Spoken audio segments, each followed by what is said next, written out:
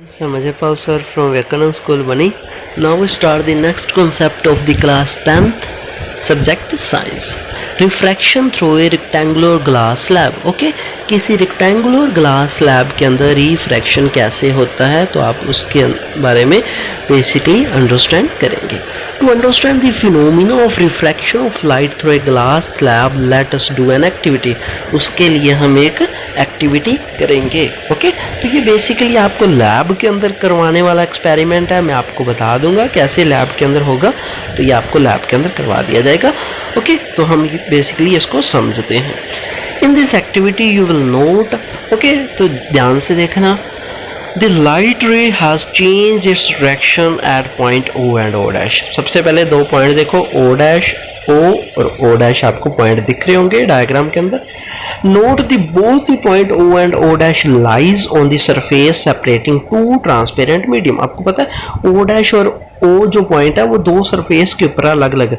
जो O है वो AB सरफेस के ऊपर है और O dash आपका CD सरफेस के ऊपर लाई कर रहा है. ओके, आपको इतना पता चल गया होगा.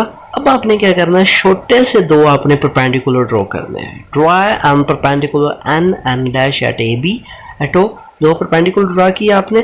ओके, एक आपने ओ पे करना है और एक आपने ओ डैश पे करना. ओ पे जो आपने करना वो एन डैश है, जो ओ डैश पे करोगे एम डैश होगा. Okay, the light ray at point O has enter from rarer medium to denser medium. तो आपको बेसिकली पता है रेयर मीडियम क्या होता है. उस मीडियम जिसके अंदर जो पार्टिकल्स हैं वो दूर दूर होते हैं, जिनके अंदर पार्टिकल्स के अंदर गैप ज़्यादा होता है. आपको पता है एयर जो है वो रेयर मीडियम है और ग्लास है वो denser medium. Thus from the air to glass, जो लाइट हमारी जाएगी एयर टू ग्लास जाएगी. Note the light ray has bent toward the normal. आपको देखने से पता चलेगा जब जो लाइट ई देखो बाहर है, वो लाइट जहाँ से लाइट शुरू हो रही है ई एफ से वो लाइट ओ पे स्ट्राइक करवा रही है और ओ पे टकराने के बाद वो नॉर्मल की तरफ बेंड हो रही है. ओके, नॉर्मल की तरफ बेंड हो रही है. Note that light ray has bent toward the normal. Okay, normal की तरफ बेंड हो रही है और बाद में लाइट कहाँ पे जाएगी, ओ डैश पे जाएगी. The light has enter from glass to air. अब लाइट ने ग्लास टू एयर जाना है, मतलब डेंसर टू रेयर मीडियम जाना है. Light here have bent away from the normal. तो जो लाइट बेंड होगी वो जी एच आपको दिख रही होगी, वो away from the normal bend हुई है. Compare the angle of incidence with the angle of refraction. आपने क्या करना है, एंगल ऑफ इंसिडेंस और एंगल ऑफ रिफ्रैक्शन को कंपेयर करना है. दो अलग अलग सरफेस के ऊपर, ए बी सरफेस के ऊपर भी दो एंगल बन रहे हैं. एंगल ऑफ इंसिडेंस और रिफ्रैक्शन यहाँ पे भी दो एंगल बन रहे हैं. ओके, फिगर के अंदर आपको आसानी से सब कुछ दिख रहा है. Ray E O is obliquely incident on surface A B. जो ई हो है ए बी पे टकराती है उसको इंसिडेंट रे बोला जाता है. Okay, O dash is refracted ray. Okay, O dash refracted ray है. ओ डैश एच जो है जो बाहर निकली रे इमर्जेंट का मतलब बाहर निकलना, जो बाहर निकली है वो इमर्जेंट रे है. You may observe that emergent ray is parallel to the direction of incident ray. आपको पता चलेगा जो इमर्जेंट रे है वो इंसिडेंट रे के पैरेलल हो जाएगी. Why does it happen so, ये क्यों होता है. The extent of bending of ray of light at the opposite parallel faces AB air glass interface and CD glass air interface. तो यहाँ पे दो आपके इंटरफेस है, AB इंटरफेस और CD interface. Okay, rectangular slab is equal and opposite. और आपके जो रेक्टेंगुलर स्लैब के जो आपको साइड पता है इक्वल और अपोजिट होते हैं. This is why the ray emerge parallel to the incident ray. इसके कारण ही रे जो है वो पैरेलल हो गई है, इमर्ज रे और incident ray. Okay, however the light रे shifted sideward slightly.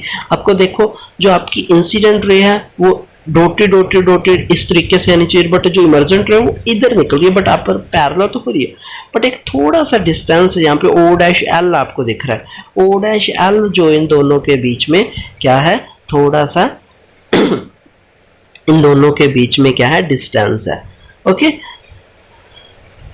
what happen when light ray is incident normally to the interface of two medium. क्या होगा अगर लाइट बिल्कुल नॉर्मली पास आउट होगी तो वो नॉर्मली लाइट बिल्कुल सीधी ही चली जाएगी. Now you are familiar with the refraction of light. Refraction is due to change in speed of light as it enter from one transparent medium to another. तो जो आपको पता है रिफ्लेक्शन होता क्यों है, लाइट के अंदर स्पीड का चेंज आने के कारण। आपको पता है हर एक मीडियम के अंदर लाइट की स्पीड अलग अलग होती है। Experiment show that refraction of light occur according to certain law. Okay, अलग अलग लॉ के कारण जो है रिफ्रैक्शन होता है। ओके, फर्स्ट आपका लॉ ऑफ रिफ्लेक्शन के अंदर इंसिडेंट रे, रिफ्रैक्टेड रे and normal at the interface of the two transparent medium at any point at the point of incident all line से प्लेन। इंसिडेंट रे जो आपकी टकराई है, refracted रे टकराने के बाद गई है, और जो नॉर्मल है वो सारे एक ही मीडियम के ऊपर होते हैं। ये आपका रिफ्लेक्शन के अंदर भी आया था लॉ। ओके, सेकंड लॉ देखो, ये मोस्ट इंपॉर्टेंट लॉ है। The ratio of sine of angle of incident to the sine of angle of refraction is constant। जो रेशो होता है sine of angle of incident और sine of angle of refraction का, वो constant होता है। बस एंगल ऑफ इंसिडेंट भी पता है, एंगल ऑफ आर भी पता है, मतलब साइन उनके साथ बेसिकली ट्रिग्नोमेट्री फंक्शन साइन लगाना है। ओके, तो उन्होंने बोला है जो रेशो है sine of angle of incident to the sine of angle of refraction वो कांस्टेंट है। किसके लिए? एक गिवन पेयर के लिए, एक गिवन पेयर ऑफ मीडियम के लिए। इस लॉ को स्नेल्स लॉ भी बोलते हैं। तो आई एंगल ऑफ इंसिडेंट है, जो आर है एंगल ऑफ रिफ्रैक्शन है। कांस्टेंट आपको पता है उसको क्या बोलते हैं, constant values called the refractive index of the second medium with respect to first. तो रिफ्रैक्टिव इंडेक्स हमेशा दो मीडियम का बीच में ही फाइंड आउट होता है, तो वो हम नेक्स्ट डे डिस्कशन करेंगे। I hope you will understand this concept. Take care, stay home, stay safe, bye.